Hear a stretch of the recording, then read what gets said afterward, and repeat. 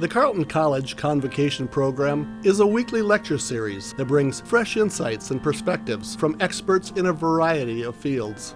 The program has a rich history dating back several decades. The selected convocation speakers assist the liberal arts mission of centering thoughtful conversations within education and beyond. Thank you for coming. And now it's time for the official introduction. And for that, let's introduce Sky Sparks, class of 25.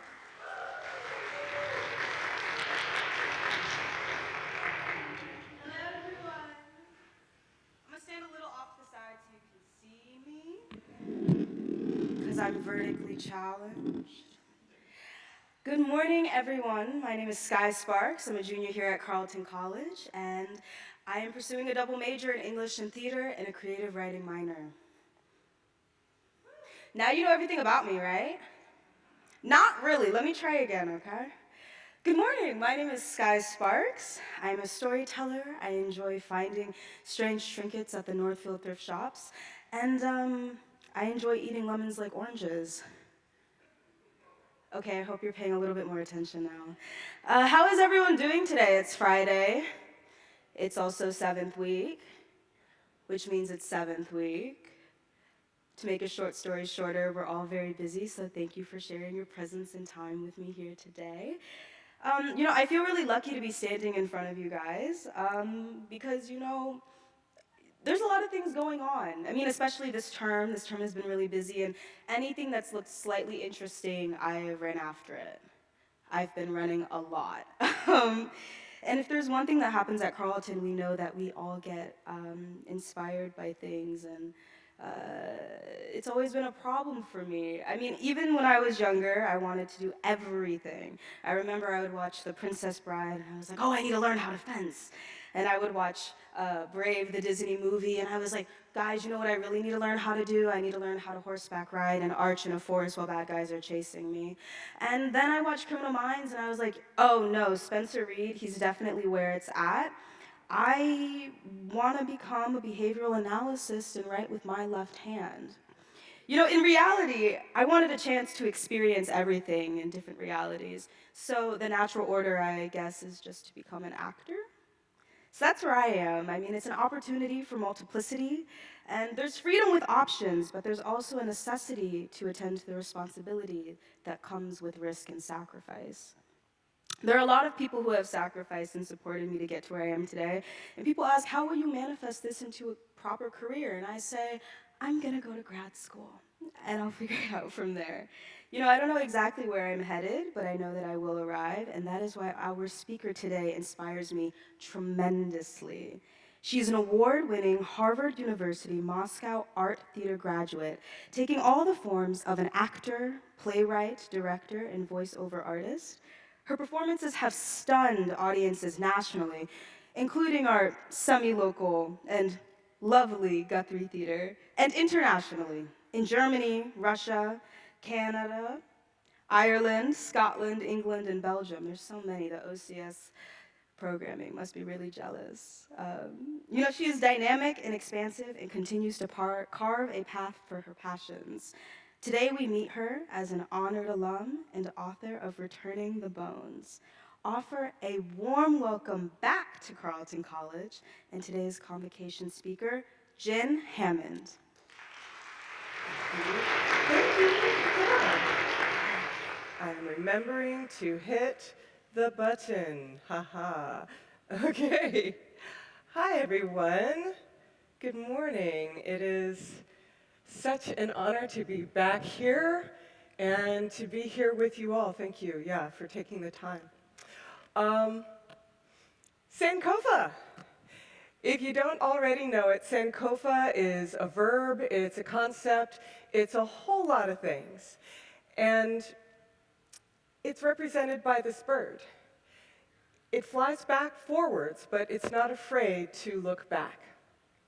The concept of Sankofa is said to have originated in Ghana, and it proclaims that it is not taboo to go back for what has been left behind. There is something about the word taboo that feels applicable regarding my decades-long of Sankofa, which began not long after I left Carleton, and resulted in the publication of my magical realism meets historical fiction novel, Returning the Bones, as well as my latest semi-comical theatrical work entitled Living Incognito. I want to share my journey with you in case you yearn for connection with your ancestors and need a little inspiration around how to get started. So yes, after Carleton, I moved to Minneapolis. I was living with my BFF from Carleton, hey Tara, and working 14 hours a day as an acting apprentice at the Children's Theater of Minneapolis, yet making so little money that I qualified for food stamps. Despite the poverty, I had never been so happy. Still, every now and again, I would experience what the Hungarians call hiányérzet, the feeling that something you cannot name is missing. It's a good word. Then, one day, after another one of my father's older siblings passed, it hit me. I knew what it was I lacked. I realized that beyond my nuclear family, I didn't know my family's stories. I should mention that when I say family, I mean the black side of my family. My parents got married in 1966, a year before the Loving versus Virginia Supreme Court decision, if you're familiar with that. Yeah. And my mom, who's white, her parents, well, her whole family disowned her for marrying my dad. And they were brutal. For example, after a few years of no contact, my mom reached out to her parents to announce the birth of my older brother, and she sent them a photograph of her newborn baby, and they sent it back to her, their daughter, their only child, all torn to bits. This was a taboo topic for years. Still kind of is. But you know what? Now I'm telling everybody. I mean, for example, look what they missed out on, this cuteness. I'm telling everybody, because there is no shame in being rejected by idiots. Anyway, so that's why going forward, when I say family, please just assume I mean my dad's side.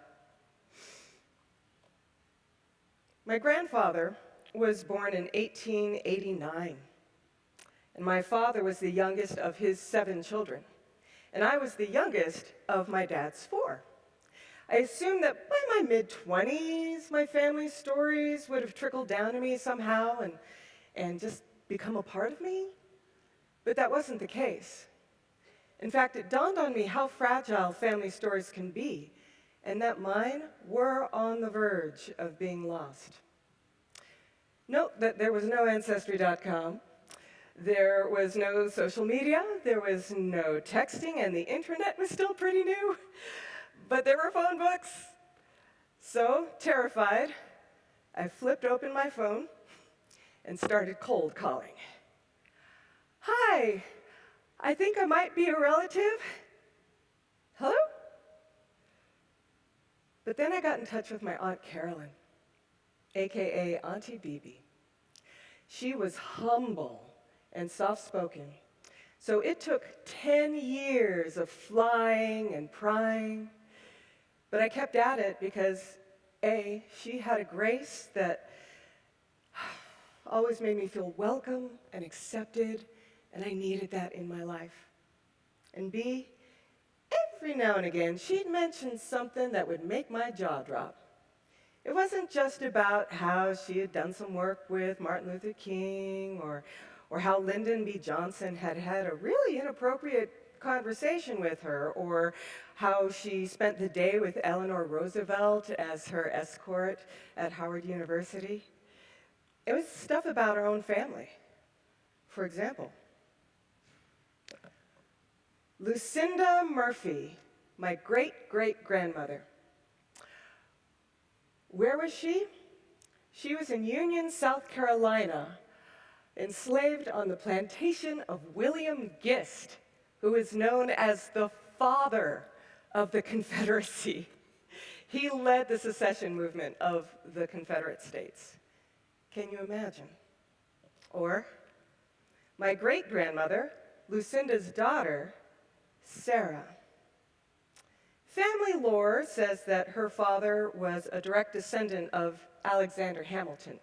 Notice how her face is at the same angle as his on the $10 bill. So, if there are any direct descendants in the audience today, let's just cheek swab so we can put the myth to rest or plan a family reunion.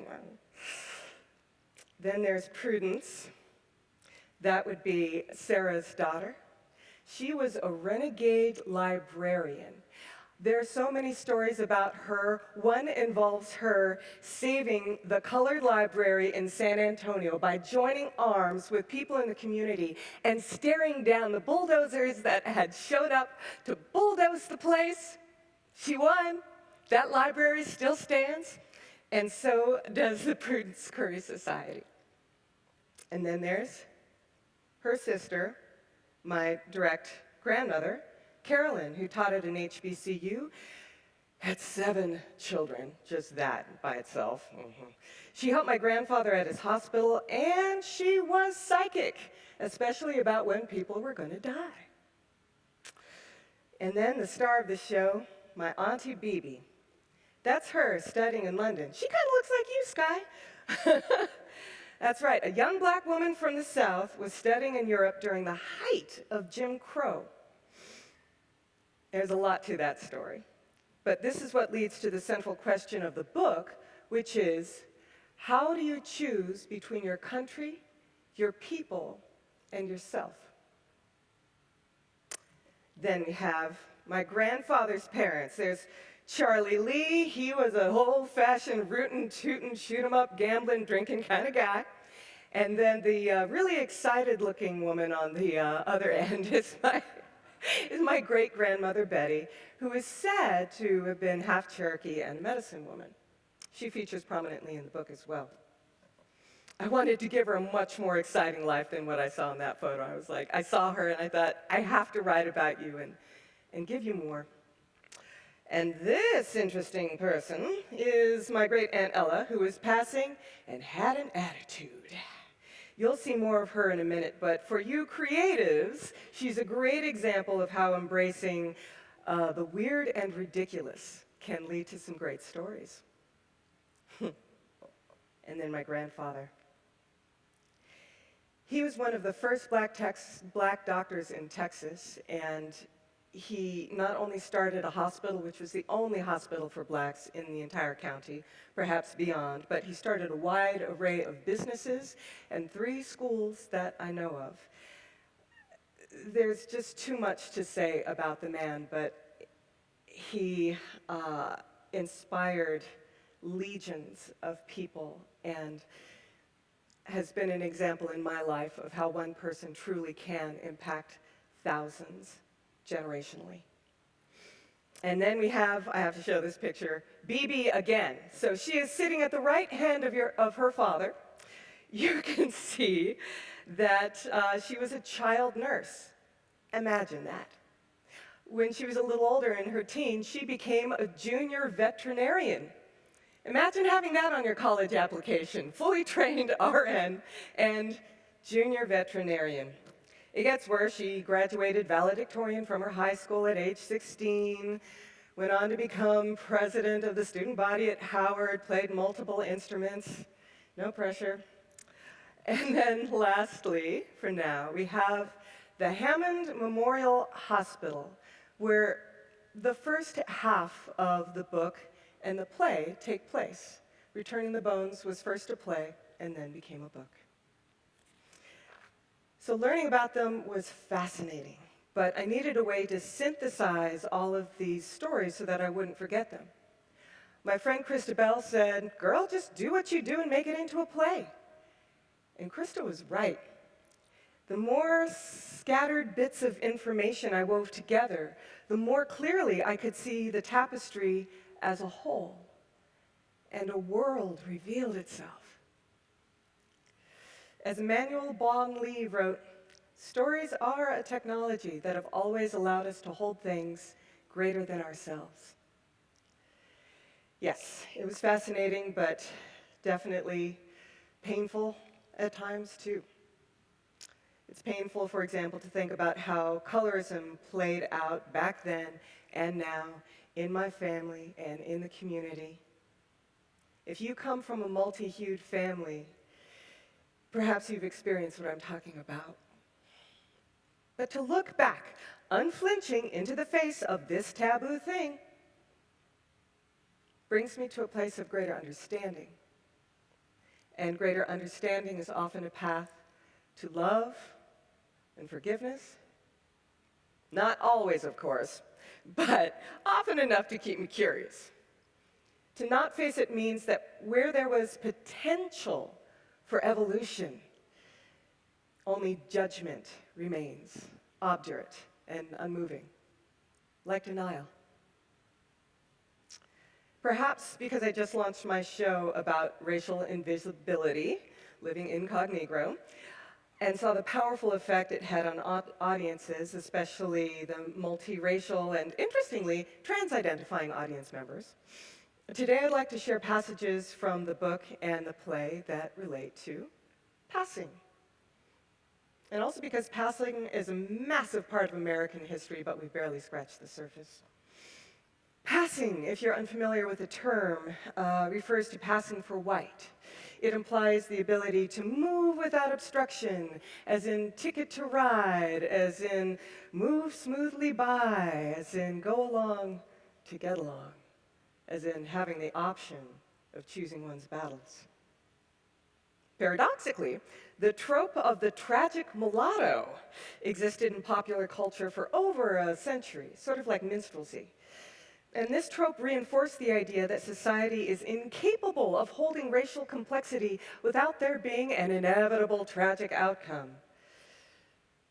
What if we created more stories that were the opposite of that? Oh, and for those unfamiliar with the trope of the tragic mulatto, it typically falls into one of three categories.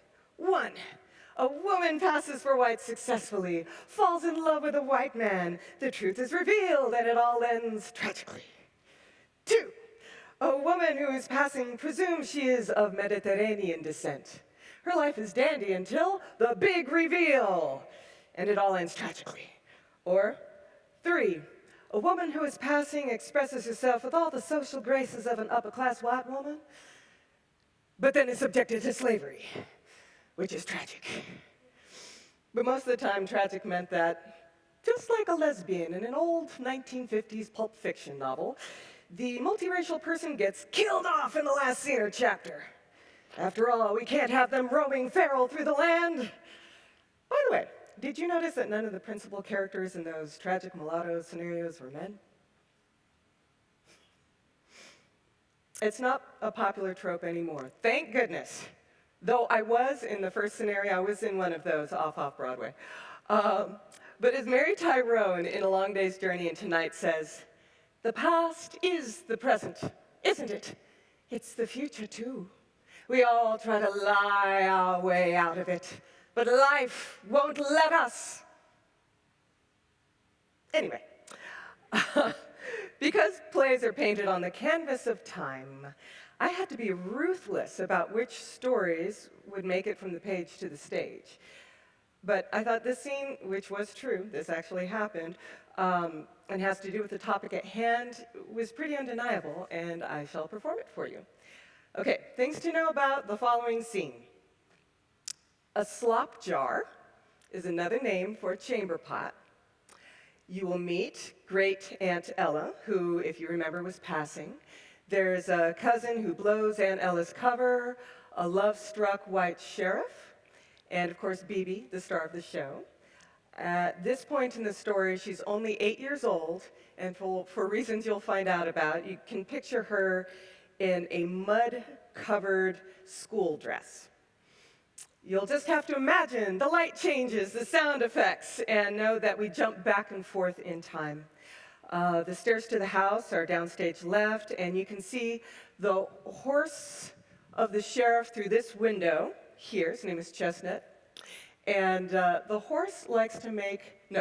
sheriff likes to make the horse do tricks, 1, 2, 3, for Aunt Ella. It's 1933. Bebe has been hiding under Aunt Ella's bed for about 24 hours and just woke up.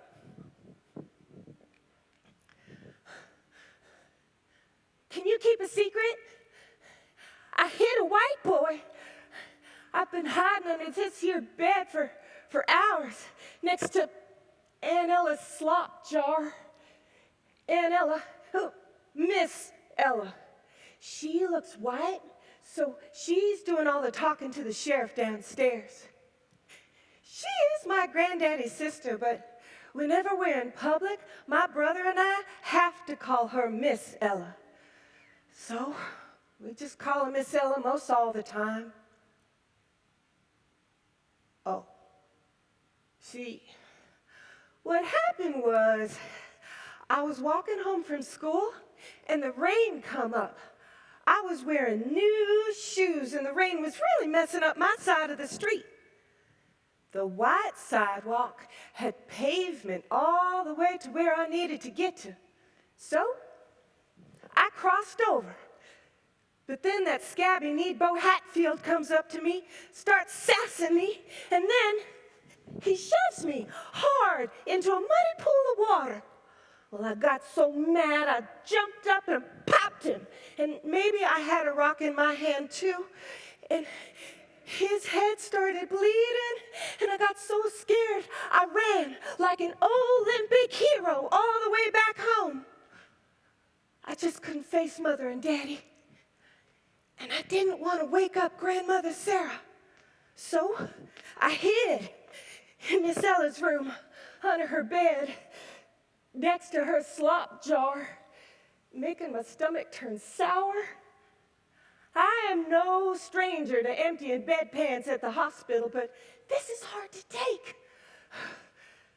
At first, Miss Ella didn't know I was under her bed.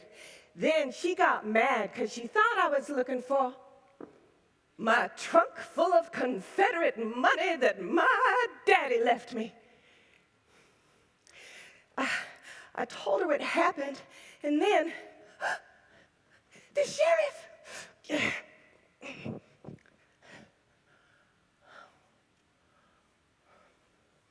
wonder what Robin Hood would do if the sheriff of Nottingham was within spitting distance like Sheriff Brewster is to me right now.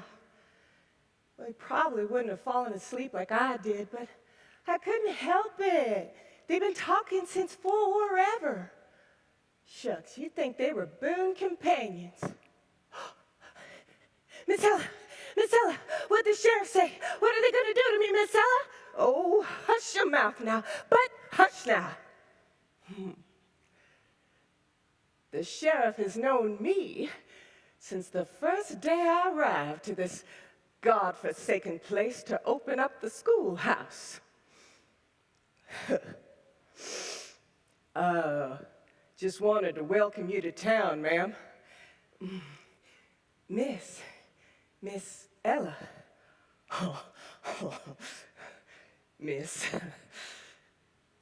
Even had tea. Clearly, the man had never held a teacup in all his natural-born days. Nervous? Yes, Lord, talked for quite a while. Then one of your blacker than midnight under a skillet cousins came to fetch me. Aunt Ella, what's keeping you out, Ella? It's supper time. Aunt Ella. Aunt Ella? Ma'am, miss, I don't mean to offend your sensibilities, but, you are a white lady, ain't you? Well, I sure ain't colored. Well, he left real quickly like, but he tipped his hat on the way out. Knew I'd get by in this town. And do you know, I said, do you know who benefits from my being here? Who, Aunt Ella? Miss Ella, it's you, you fool pickaninny. Child, what were you thinking hitting a white boy? Ah! And that's the end of that scene.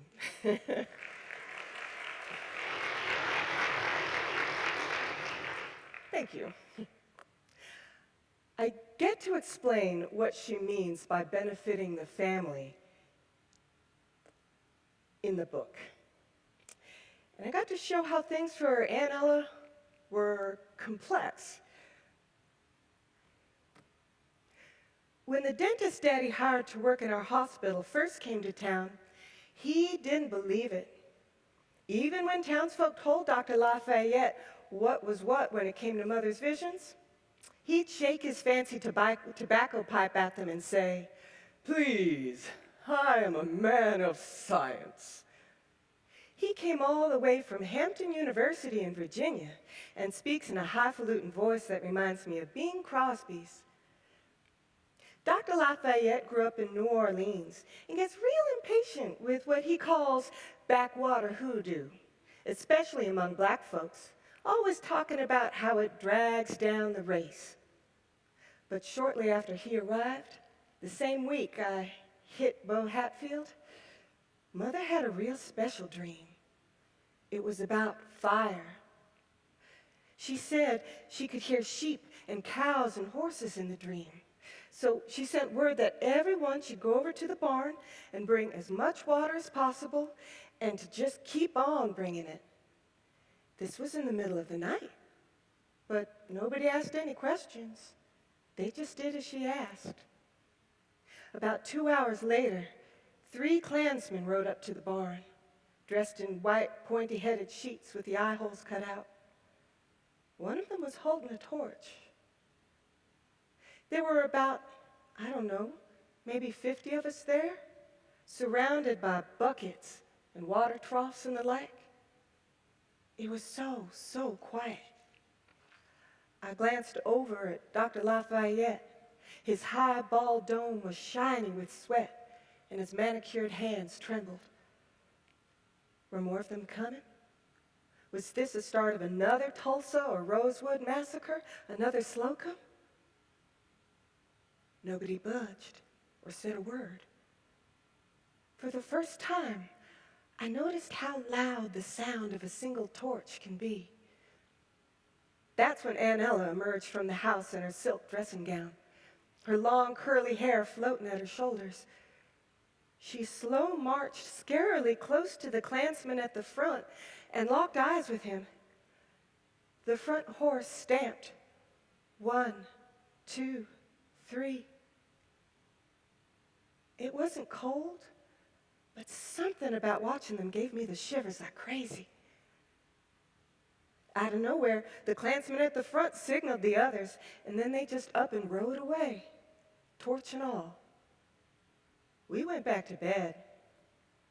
Later that same week, Dr. Lafayette came over for Sunday dinner.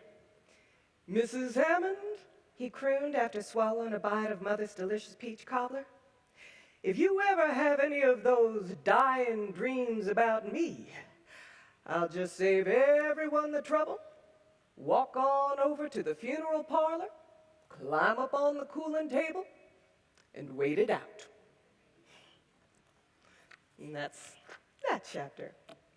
So it turns out not so great Aunt Ella had her role in a complex ecosystem, sort of like, bats.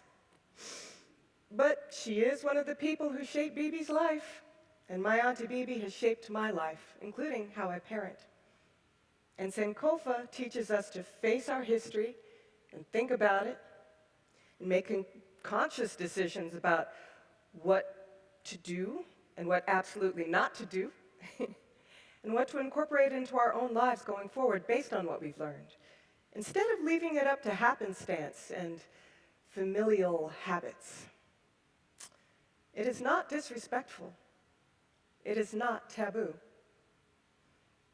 Speaking of taboo, I so want to tell you about the big scandal that happens with Ella and the sheriff so badly, but it's at the end of the book, so I can't. All I'll say is that it isn't tragic. Also passing, but far more kind, was Grandmother Sarah. You know, even though she had been born enslaved on a plantation in Union, South Carolina, she had a prayer that she said every day that she passed on to my Auntie Bebe, who passed it on to me. It goes like this. Take from me the desire to condemn other folk. Give us eyes to see the good in everyone we meet. And that's it. You could argue that the prayer is too simple in a Mr. Rogers kind of way, but few can dispute the power of Mr. Rogers. Honestly, with the current state of the country, reminding myself to cool my desire for condemnation helps me cope. And that's why I consider my great-grandmother Sarah's prayer an heirloom that cannot be taken away from me. When I began, I had no heirlooms aside from a small handful of photos that I didn't fully understand. And now, fully cognizant that Returning the Bones is a mix of verifiable facts with a dash of mythology, I have a wealth of stories that have made my life richer and have deepened my understanding of human connection. And these are all treasures that I can pass on to my son and share with the world. It is a treasure that grows. If you yearn for connection with that which seems lost, I hope hearing about my Odyssey inspires you to find what you seek. If finding that connection is, for whatever reason, legitimately impossible for you,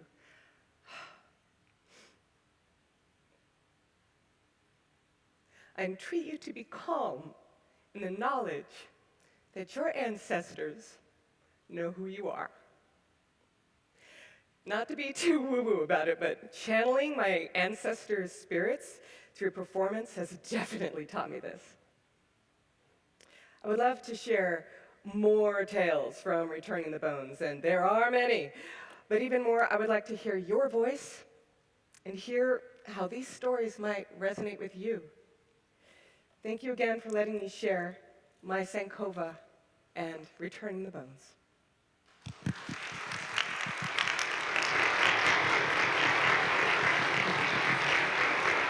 Thank you very much, Gin, for being here, and we will open it up to questions and conversation in a second, but there are a couple of announcements to make first.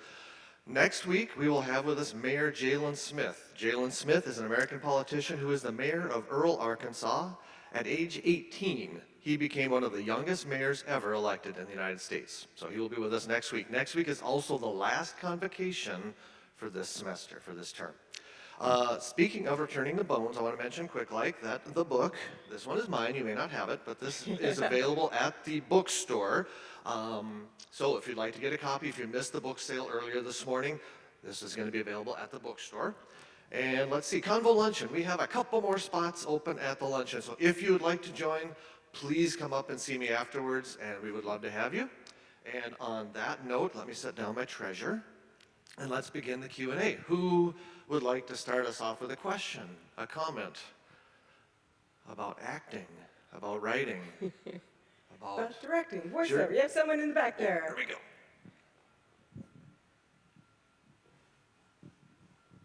Thank you for coming. My question is, what was the biggest challenge you faced when turning a play into a book? The biggest challenge? So many different ones. A tremendous amount of research went into it. That involved a lot of travel, but in a way, I don't think of that as a challenge, you know? It just took a lot of time, effort, and money. Certainly, the most difficult part of all of that was visiting a variety of former labor camps, transit camps, and concentration camps, the main one being Auschwitz, which features prominently in the book and is directly associated with the title, but I can't tell you why. That's towards the end of the book. that was a very powerful experience and difficult. The other difficult thing was, I've always been a homework on the bus kind of girl, and so sitting my behind down and focusing and not giving myself excuses. I have a spouse, I have a child, I have chickens, I have a cat, I have things that need to be cleaned. Those classic writing barriers. So there were times that I would say, hey, I just got to leave town. I need to go to the hotel 5 minutes from the house and just be there and write, but can I come home for dinner because I can't cook? So things like that. An unwieldy answer, but I hope that helps. Here's one.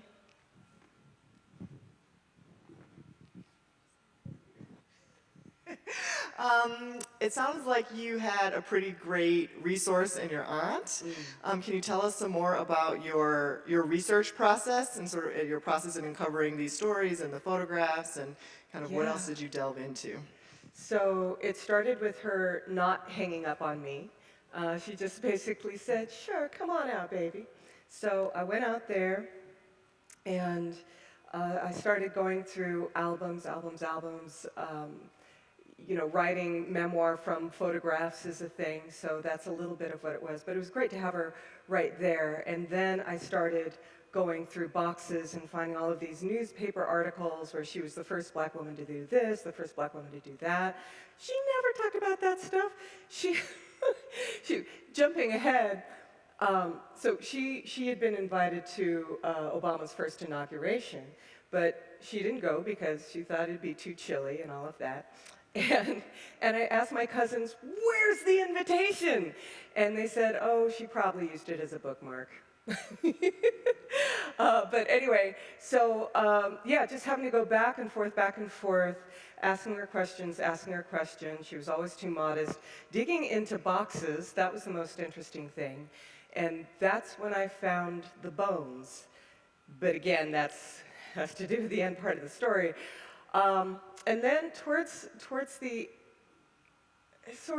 end of her life, just before the real onset of dementia, I got a grant and went out there with a videographer and got 10 hours of video, asking her questions. And I learned that when you are interviewing an elder, you might have your structure prepared, but just let them go, let them double back on a story. There might be an additional detail that comes up. And it was so good to have that after she passed. But in that period in between, so I had subsequently written the play, and I'd call her up and I'd say, hi, Auntie. I just did a play about you and got a standing ovation. And she'd always go, because of the dementia, but it was sweet, she'd say, you wrote a play about me? So that's what it was. And then when I went back into the materials to write the book, again, there's so much material that I'd forgotten a lot of it and got to relearn it. And because I'm at such a different stage of my life now, especially being a parent, I'm very conscious in my decisions about sharing things with my son. Yeah. I'm going to pop in. We have some 40 people on Zoom, and we have a few questions via Zoom, so I'm going to select one right now. Hi, Zoom people. Oops, and there are more popping up as we go. But this one, we'll pick this one. I loved how vibrant the book's dialogue was. I assume because it started as a play. Awesome. Can you say more about deciding to make the book the young adult YA genre? Yeah, the funny thing is that in performing it, I've had audience members as young as 11 and as old as 95, and they all liked it. So I was like, well, they're trying to pigeonhole me and the book, what do I do? But when I thought about who would I like to pass these messages on to the most, I thought about the young adult crowd, and that's why I included a glossary of historical terms and translations of different languages in the back of the book, because if a younger person hasn't had someone to mentor them at all in African American history, by God, I wanted to be the one to do it. Yeah. Well, if not, I've got more via Zoom, so I'm just going to go with another one here. Great. This person writes, I also love that the thorough glossary at the end. What are your hopes for young people reading the book? This kind of I think I segues. just answered it. I was going to say it. But I'm glad you like the glossary. Okay, and then we have another one. This one has to do with your son. Says, how has the book play process changed how you raise your son? There is a line in the book that has a female bent to it. It's when Bebe is having a panic attack in London. You saw that picture of her in London. I mean, you know, in various journals and things, she was like, the only brown face I see anywhere is me in the mirror for days on end, right? And just being in a place where there's such different customs and things like that, when she channels Grandmother Sarah, or Grandmother Sarah sort of comes to her, the line that Grandmother Sarah says, fundamental to being a lady is kindness. The rest is ornamental. And so I try and skew that for my son in a way that he understands and will hopefully take to heart. I don't care if he is, I mean, of course I care, and I'll try and help him if he's struggling in a particular class, but that's not his inherent self-worth, right? There are a lot, if he comes home with his dyed hair and all this, whatever, I don't care, but kindness, lead with that. That's first. That's the root of becoming a quality human being, I think. Yeah. Thank you, Jen. My question's about your heirloom, your prayer. If it's not too personal, when do you find yourself reciting it? And then also, have you passed it on to others, your son or other family members, and why? Just my son, and it's usually when I'm watching the news.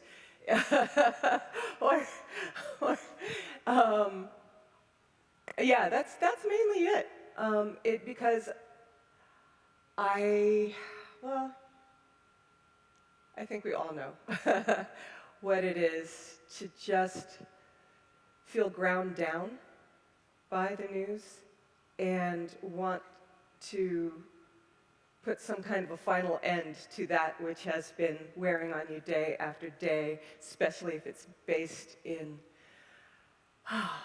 ignorance, willful ignorance, right? And I do take breaks from the news, but I'm also a news junkie. I check out 4 outlets a day, in the morning and in the evening. And this helps me stomach it, move forward, and think critically, as opposed to just saying, I wish they would all just,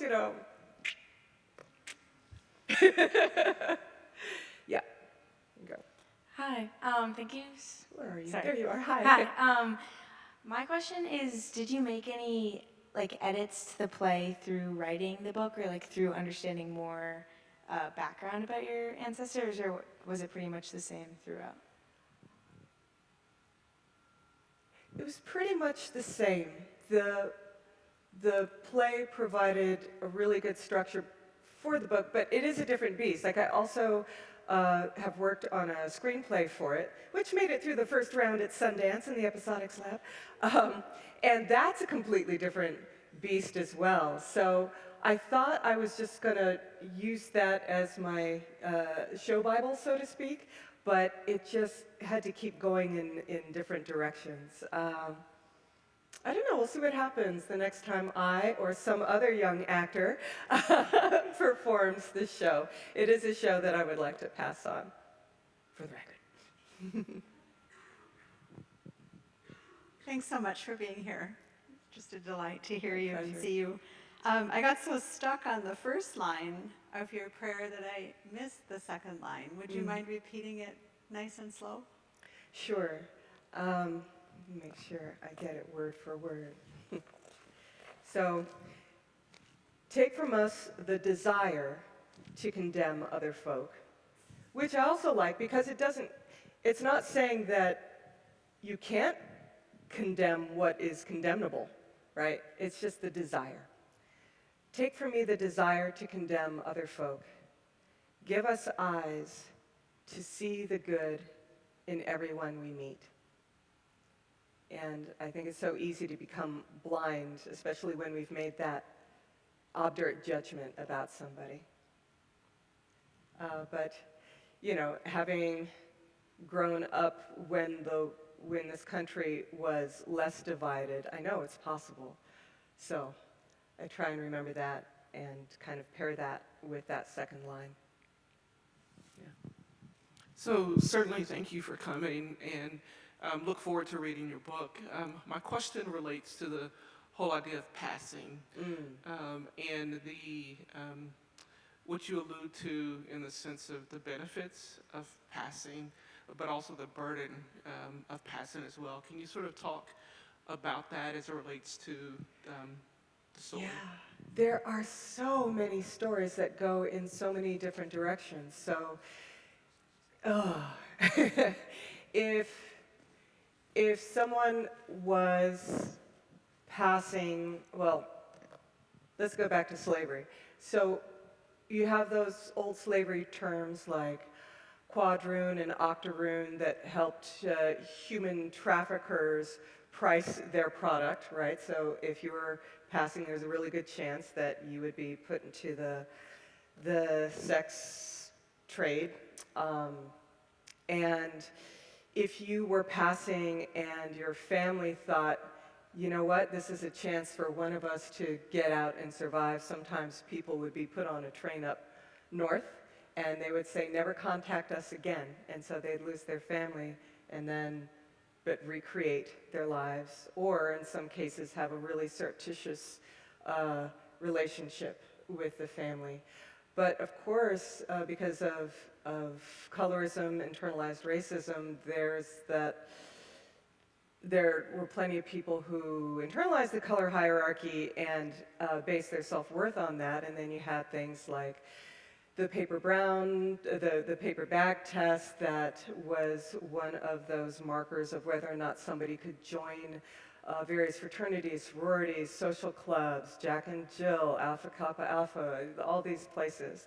And so it created also quite a schism in the Black community.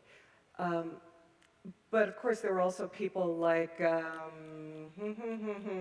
Mordecai Johnson, who was passing, who was the president of Howard University for like 50 years or something, and made it was integral to it being the powerhouse that it is today.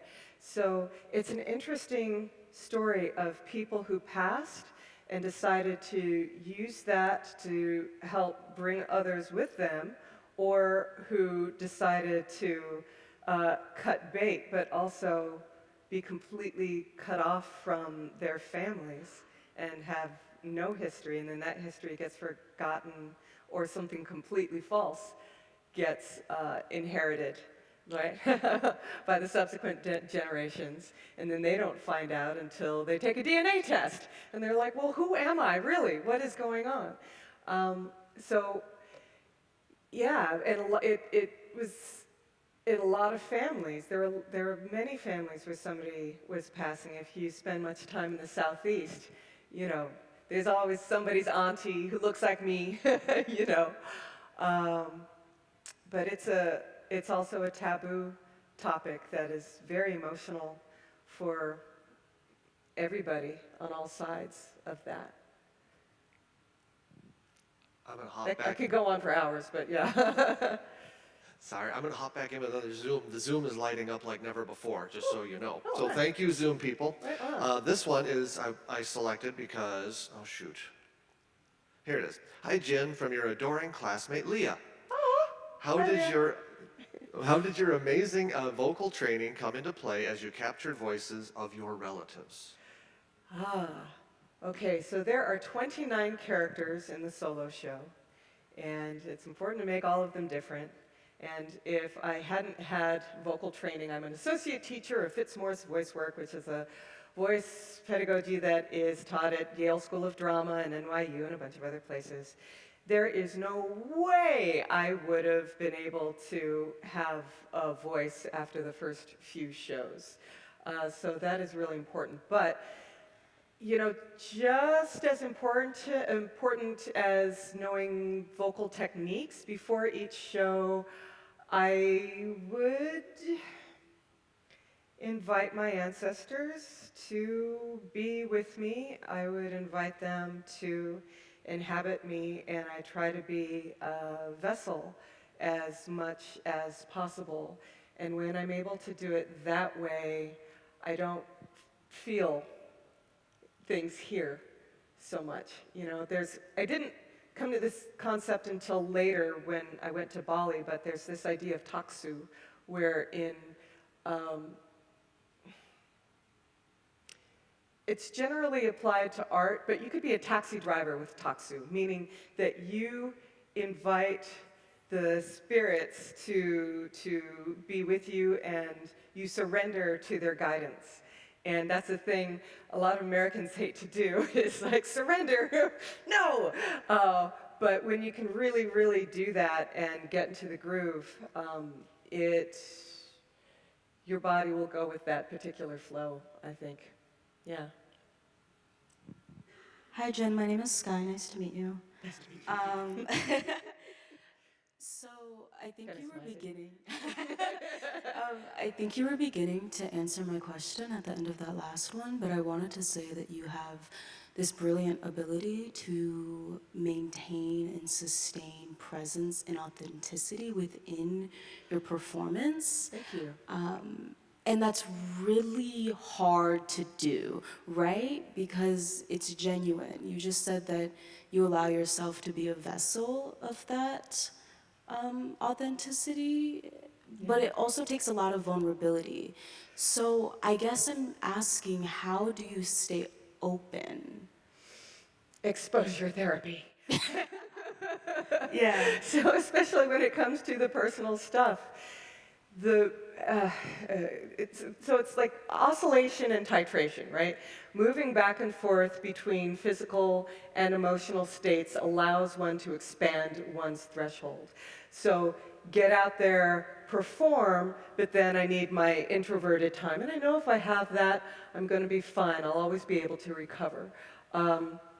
As I add knowledge, as I add audience comments, things like that, that's like titration, as in metals, when you add one thing at a time, carefully, to create a stronger alloy. And then along with all of that is the love, right? So when I first started acting, I thought about it as a shield, and I wanted something to hide behind. And then the horrible truth was I had to do this in order to elevate my game. And so I try to breathe the audience in right away, feel love for the connection, focus on the light that is within everybody, and connect with that. Some days are harder than others, but I lead with the assumption of love. Love it.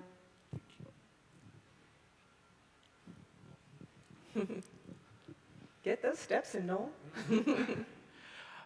Yeah, a little bit veering off of your talk today, but I was just wondering, knowing that you're an alum, if you have any general advice for our current students here at Carleton. Yeah, and this is inspired by Tompkin, theater buddy, if you're there, hey.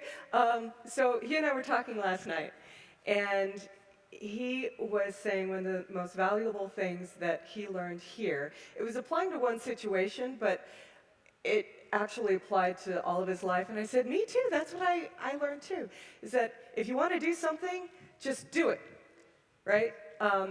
You know to incorporate a wide array of thoughts, skills, etc., people.